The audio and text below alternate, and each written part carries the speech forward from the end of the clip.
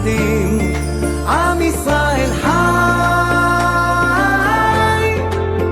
בעליות וירידות גם בשעות הכי קשות. Erev Tov, Shalom Uvracha, parashiot de Nitzavim Vayelech cette semaine, mais comme on le sait, dernier Shabbat de l'année qui permet à celui qui sera réellement Shomer Shabbat de réparer tous les Shabbatot de l'année. Rabotai, c'est une occasion unique.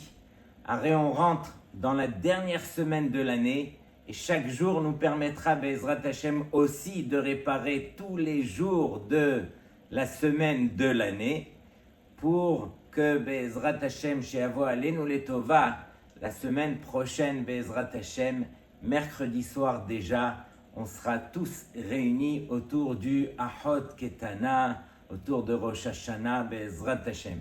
Alors, Rabotai, vous savez que en Belgique, il y a une autoroute et ils ont très peur que les gens dépassent les limites. Et donc, qu'est-ce qu'ils ont fait? Ils ont mis un radar, une caméra au début de l'autoroute. Ils ont mis une deuxième à la fin de l'autoroute. Et ils ont fait un calcul. Ils ont dit, pour traverser toute l'autoroute, il faut environ 25 minutes. Et donc, qu'est-ce qu'ils se sont pas pris la tête? Ils ont permis à tout le monde d'aller alors à sa vitesse. Et donc, la personne qui commence, il voit le radar. Alors, il fait attention et après, il trace. Mais eux, ils vont l'attraper à la fin parce que si finalement, il arrive avant les 25 minutes qu'ils ont calculées, alors ils vont l'arrêter et c'est comme ça qu'ils s'en sortent. Mais la personne qui est intelligente, elle sait très bien que elle va voir à la fin, il y a encore une deuxième caméra. Donc, il va commencer à freiner, à se calmer, à ralentir pour justement ne pas exagérer. Et donc, même s'il arrive à 22 minutes au lieu de 25 minutes, ça va, on ne va pas l'arrêter pour cela. Mais il fera attention. Rabotai, on est à la fin de l'autoroute, on est à la fin de cette année. Et Be'ezrat Hashem, on sait qu'il y a cette caméra qui nous regarde. On se doit de s'arrêter, de freiner et de se reprendre en main. Rabotai, chaque seconde dans ce Chodesh Elul vaut des millions, voire des milliards. Et donc, on se doit de profiter de ce moment pour le chérir et se remettre en question de la bonne façon, prendre sur soi des choses qui vont nous permettre d'arriver à Rosh Hashanah la tête haute et que Be'ezrat Hashem, qu'on puisse profiter. C'est exactement cela qu'il faut faire. Et donc, Rabotai, tous les jours, dans le Hashkivenu, alors on termine par la belle bracha de Shomer et Amo Israël La'ad Amen, où Akadosh Baruch Hu, il nous protège. De qui il nous protège, Rabotai? Est-ce qu'il en manque des ennemis pour le clan Israël? De tous les côtés, Israël est entouré d'ennemis. Sans vouloir les citer, mais vous les connaissez aujourd'hui. Aujourd'hui, il n'y a plus personne qui se cache. Mais Akadosh Baruch Hu, il est Shomer et Amo Israël. Il y a un jour où on ne fait pas cette bracha de Shomer et Amo Israël, le jour du Shabbat.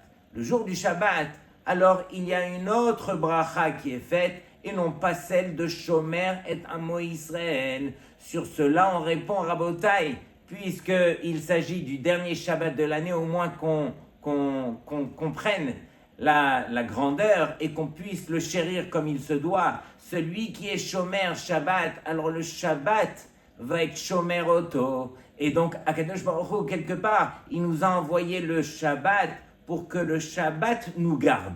Et celui qui, bien sûr, garde le Shabbat comme il se doit, combien Akadosh Baruch Hu, il est prêt à le préserver. Arrête la Gemara dans Masechet Shabbat, tout le monde la connaît, Kuf Yutret Amud Bet.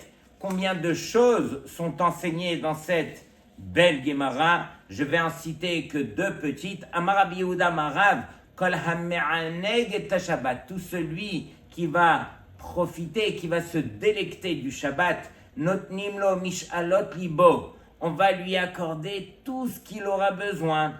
Et bien sûr, la Gemara se rallonge et la Gemara nous dit Amar Rabbi Chia bar Abba Amar Rabbi Yochanan, Kol hameshamer Shabbat keilchato. Tout celui qui va garder Shabbat dans ses halachot, dans ses moindres détails. Bien sûr, on se doit d'apprendre les halachot de Shabbat.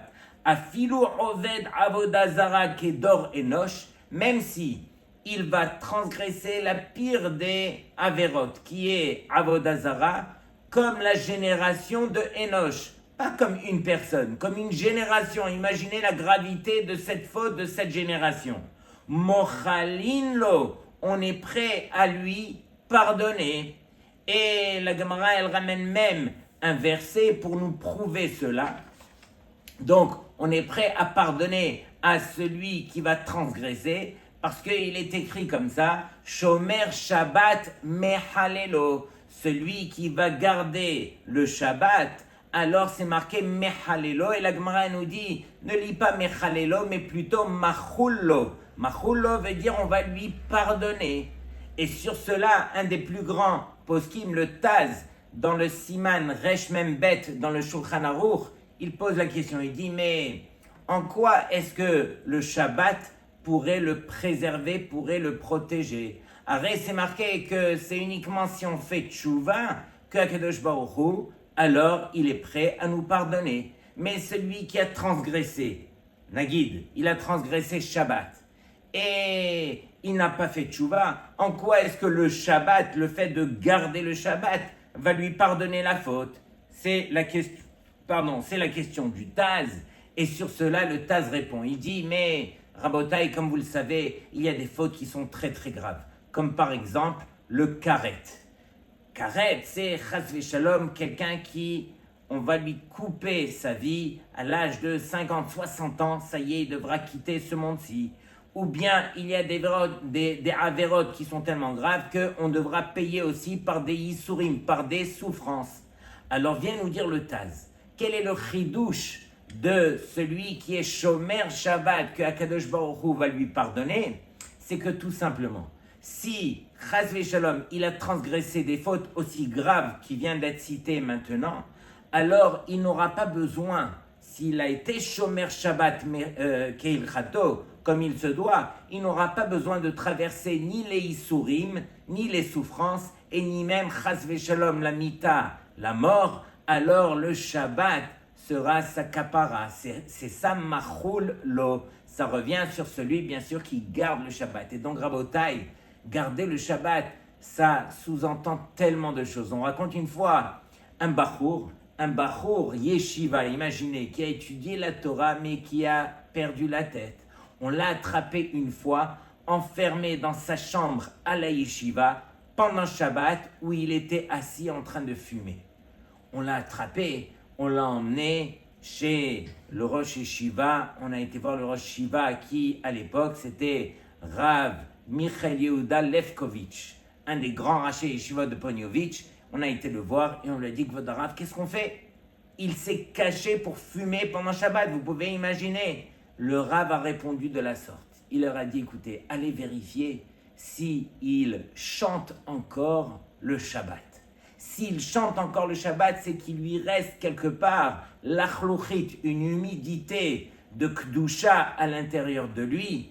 Et grâce, ne serait-ce qu'au chant du Shabbat, il reviendra à faire Teshuvah. Rabotai, c'est ce qu'on a besoin. On est en fin de cette année. On a besoin de montrer une lachlouchit, une humidité qui montre de la bonne volonté de notre part. On veut se rapprocher de toi, Hachem, de la bonne façon.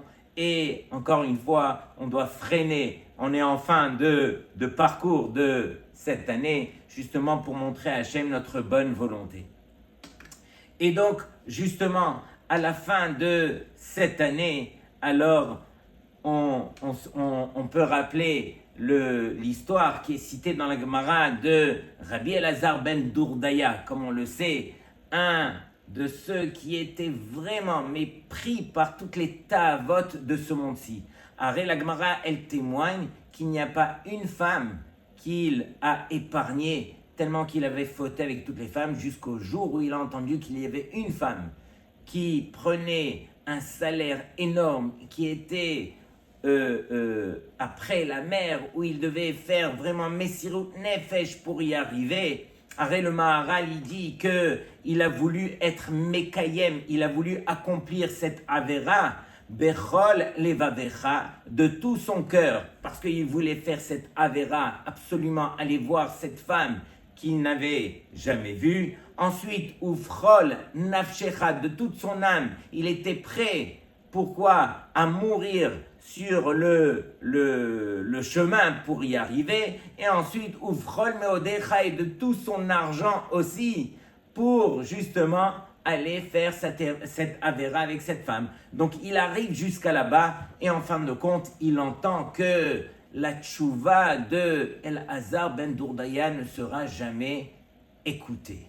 Et à partir de là, ça l'a remis tellement en question qu'il s'est tourné vers les cieux, vers la terre, etc. Il leur a demandé de l'aide.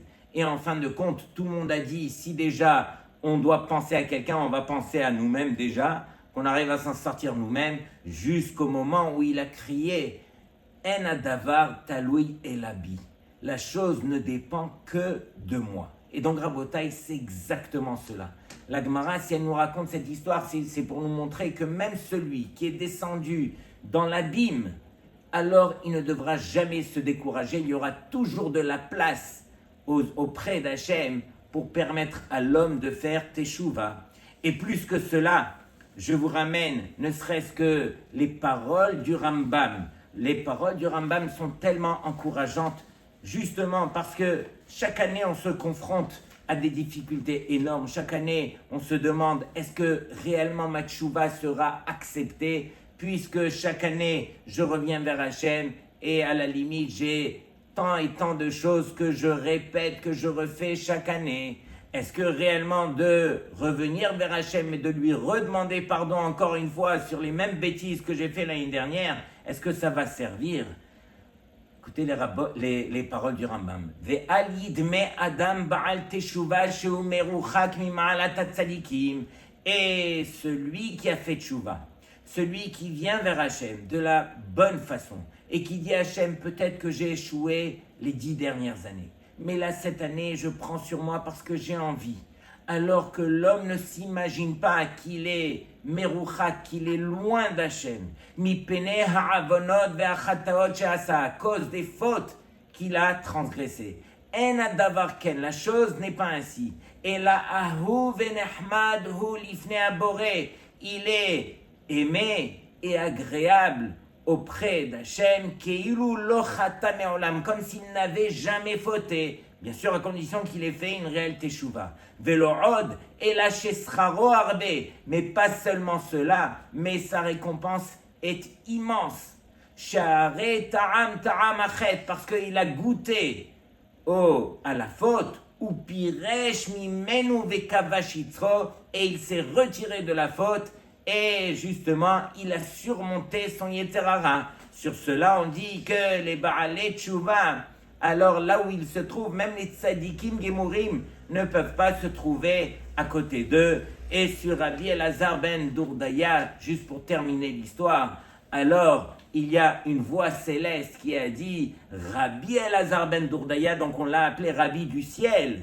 Mezouman lechaya olam haba. Il est invité dans le olam haba. C'est pas yesh lo chelek le olam haba. Mezouman, c'est un niveau qui dépasse le niveau des anges dans le olam haba. Imaginez quelqu'un qui fait une réelle teshuva. Il y a toujours de la place pour lui, d'une part, de faire teshuva. Et lorsqu'il a fait teshuva, alors il vient juste à côté de Akadosh Baruch Hu lui-même, parce que Hachem va lui pardonner.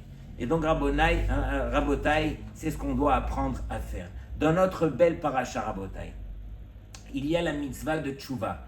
Au nom du Rambam, il est écrit Veshavta ad Hashem Elokecha.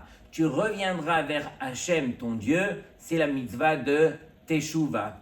Selon le Ramban, il apprend d'un autre verset dans notre paracha même. Il est écrit Ki a mitzvah azot, car cette mitzvah, Asher anochi metzavecha lo niflet hi mimecha, elle n'est pas extraordinaire, velo rechoka hi, et elle n'est pas loin, et elle est tout proche de toi dans ton cœur. Le Ramban alors fait référence à la mitzvah de Tchouva.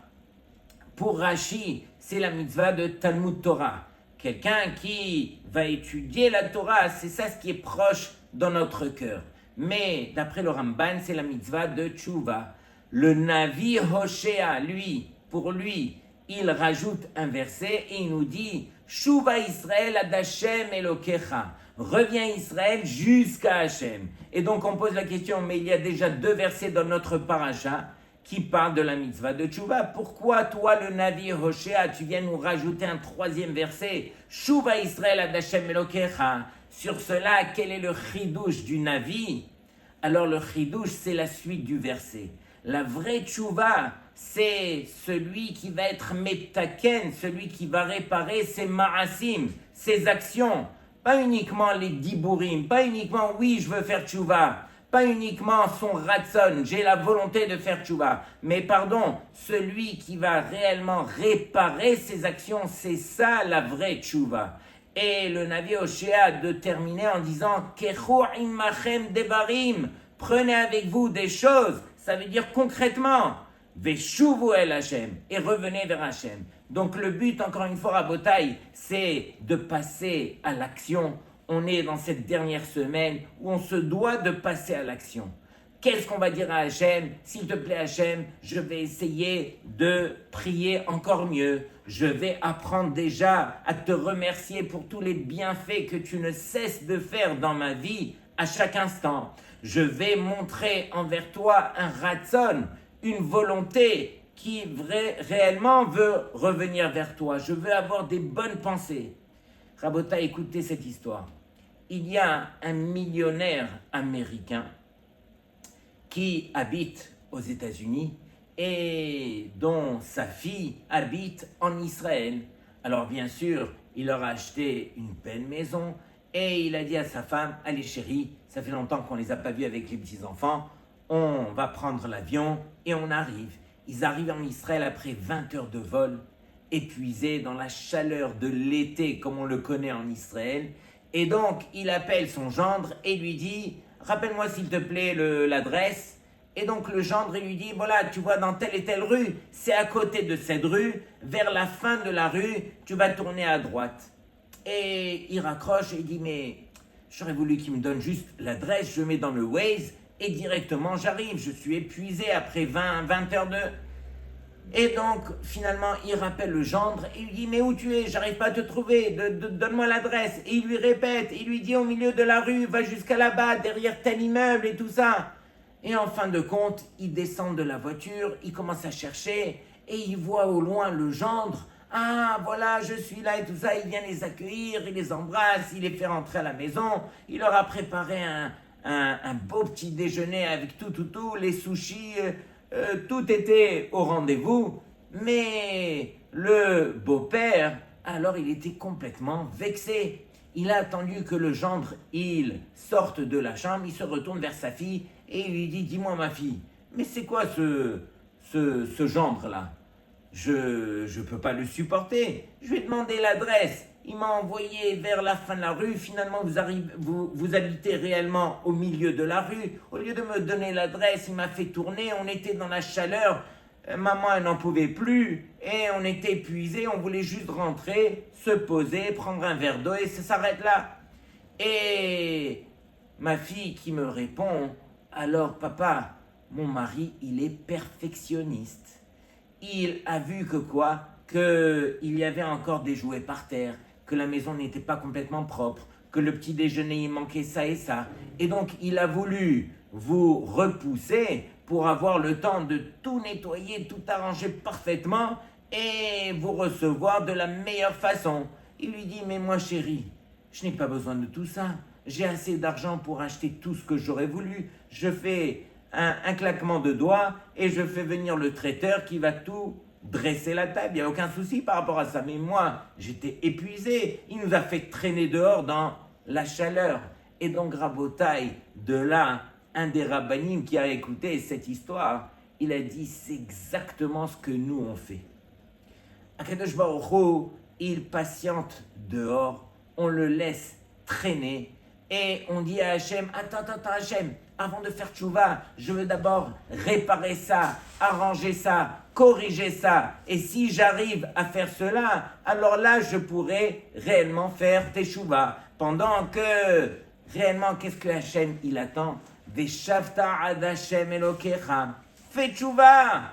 Tu ne pourras pas de façon tout réparer, tout arranger et tu vas être perfectionniste dans la chose. Fais tchouva et en faisant tes tchouva, alors doucement, doucement, tu arriveras à corriger. C'est jamais le contraire. Et malheureusement, on perd le temps. Encore une fois, on fait patienter Hachem au lieu de sauter sur l'occasion de faire une réelle teshuva. Et donc, Rabotai, ces parachiotes de Nitzavim Vayeler, elles ont l'air justement de se contredire.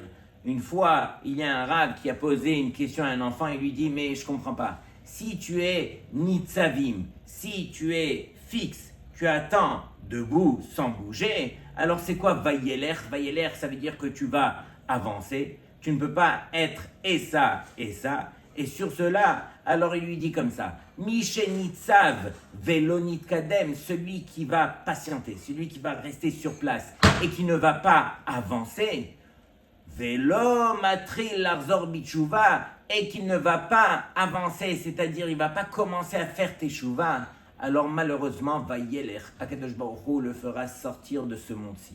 C'est ça, Rabotai, quelque part, ce qu'on doit essayer de se rappeler. On doit essayer de réaliser que c'est une occasion en or que Akadosh Baruch Hu il nous permet de nous prendre en main pour avancer. Et c'est uniquement si on avance que Bezrat Hashem, on pourra en profiter et que Akadosh Baruch Hu va nous accueillir de la bonne façon.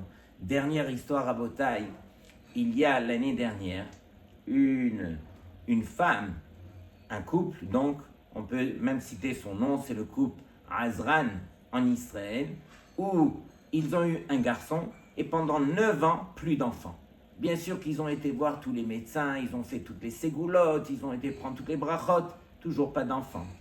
Et l'année dernière, à Rosh Hashanah, est arrivé le moment où on fait la Akedat Yitzhak et tout le monde chante. Et là, voici que la maman, dans la Ezrat Nashim, alors elle fait la Akedat Yitzhak, elle est en train de chanter et elle se remémore que Avraham Avinu, alors lui aussi, il se retourne vers Hachem et il lui dit à Hachem, écoute, cet enfant que tu m'as accordé à l'âge de 100 ans, je suis prêt à te l'accorder, c'est ton enfant, prends-le. Et en fin de compte, Akadosh Baruch Hu lui a donné cet enfant. Et c'est pas juste qu'il lui a donné cet enfant, il lui a donné tous les enfants, toute la descendance de Avraham Avinu jusqu'à aujourd'hui. Même les enfants qui ne seront pas méritants dans le temps, alors ils appartiendront à Avraham Avinu. De même, elle aussi, elle a dit. Qu'est-ce qu'elle a dit? Elle a dit, écoute Hachem, moi réellement, j'ai envie d'un enfant.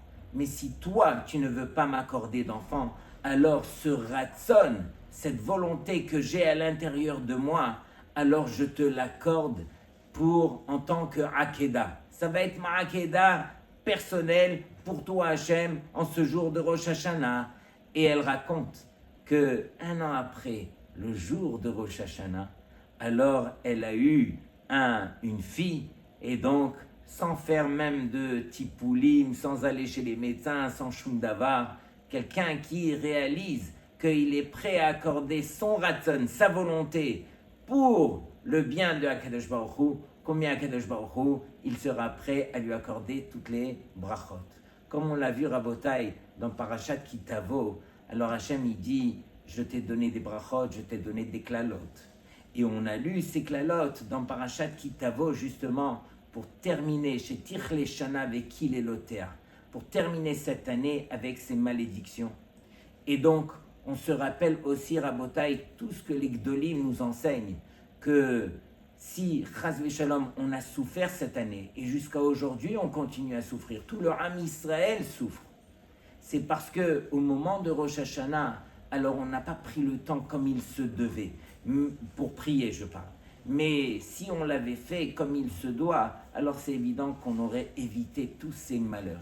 Et donc cette année à Rabotai, pas besoin de motiver le monde, pas besoin de motiver les troupes, comme on le dit, mais on va se tourner vers Hachem et profiter de ce moment unique de Rosh Hashanah pour prier pour tout le Ham Israël, qu'Akadosh Baruch Hu, il nous exauce de toutes ces plus belles brachot et qu'il nous comble un petit peu de la paix enfin en Israël et que chacun puisse rentrer chez soi de la bonne façon, que la guerre se termine, que toutes les guerres se terminent et que nos ennemis, alors ils restent chez eux et qu'on puisse vivre de la bonne façon.